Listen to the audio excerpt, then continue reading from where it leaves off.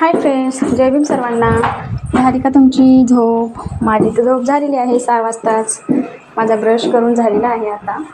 तर मी आज हा व्हिडिओ माझी सकाळची धावपळ तुम्हाला तुमच्यासोबत शेअर करण्यासाठी केलेला आहे.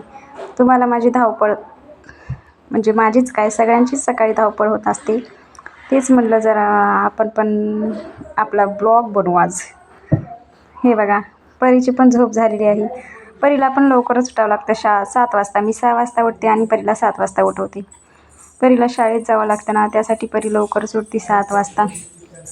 ह्या वर्षीचं नवीन ॲडमिशन केलेलं आहे ना परीचं, त्यामुळे परीला झोपेतून उठण्यासाठी खूपच त्रास देते मला.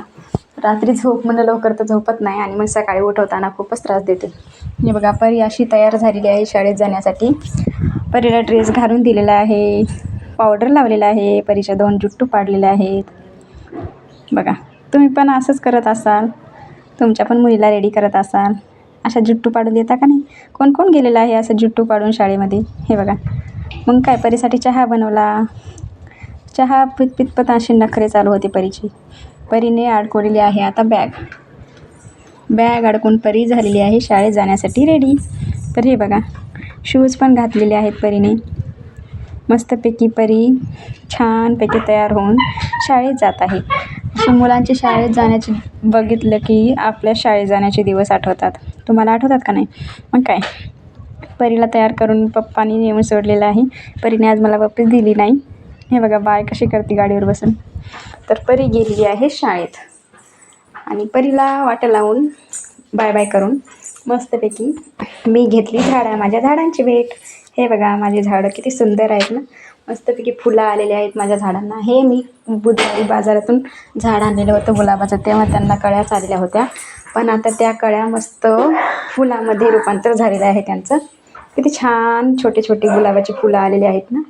हे इकडं मिरच्या पण खूप लागलेल्या आहेत. मी काय तोडल्या नाही मिरच्या अजून, बाजारातून आणलेल्या होत्या ना. मग काय आले किचनवरचा राडा बघून मला तर खूपच कंटाळा आला कामाचा. पण काय करावं तर लागणारच. हे बघा, माझी भाजी तर झालेलीच होती. भाजी झालेली होती, फक्त भांडे आणि भांडे घासायचे राहिले होते आणि किचन वाटा साफ करायचा राहिला होता. मग काय भाकरी करून घेतल्या की मग भांडे घासून घेतल्यानंतर मग भाकरी झाल्यानंतर शेंगदाणे भाजून घेतले. शेंगदाणे कशासाठी? भाजी तर झालेली आहे, हा प्रश्न तुमच्या मनात आलेला असेल. हे बघा, आता इच्छा आणि तिचे पप्पा परीला सोडून आलेले आहे, त्यांच्यासाठी चहा बनवला. आज दुसरी वेळेस मी चहा पिलेला आहे, दोनदा चहा पिलेला आहे आज मी. तर मग नंतर काय किचन वाटा साफ केल्यावर मला खूपच छान वाटते किचन वाट्याकडे बघून. हे बघा, किचन वाटा तर साफ झालेला आहे. मग काय, फरशी पण पुसून झालेली होती, कपडे पण धुवून झालेले होते. मग काय, इच्छाला म्हणलं चल आता मी तुला रेडी करते, परी यायच्या टायमापर्यंत तुझं आवरून देते. मग काय, इच्छाच्या पण 2 जुट्टू पाडून दिलेले आहेत अशा प्रकारे. हे बघा, मी पण अशीच 2 जुट्टू पाडून जात होते शाळेमध्ये. मला तर माझेच शाळेचे दिवस आठवतात. मग काय, तिच्या जुट्टू पाडून दिल्या आणि परीला शाळेतून घ्यायचा टाईम झालेला होता ना, परीच्या शाळेचा सुटायचा टाईम झालेला होता. मग काय, परीला शाळेतून घरी न्यायला आलेले होते, तर मध्येच पाऊस आला म्हणून छत्री घेऊन जावं लागलं. हे बघा, एक तुफान घरी आलं आणि आता दुसरं तुफान बाहेर जाण्यासाठी रेडी झालेलं आहे. हे बघा, मग काय, इच्छाची लंच बॅग तयार करून दिली, डब्बा पॅक केला आणि तिला पण शाळेत जाण्यासाठी रेडी केलं. हे बघा, मग काय, परीचे पण कपडे चेंज केले आणि इच्छाला असं तयार करून दिलं. मग तुम्ही म्हणता बघा, आता तुम्हाला कळालंच असं शेंगदाणे कशासाठी होते. आज आहे आमच्या आहोंचा उपवास, त्यासाठी शाबू बनवायचा होता ना, त्यासाठी शेंगदाणे भाजलेले होते मी.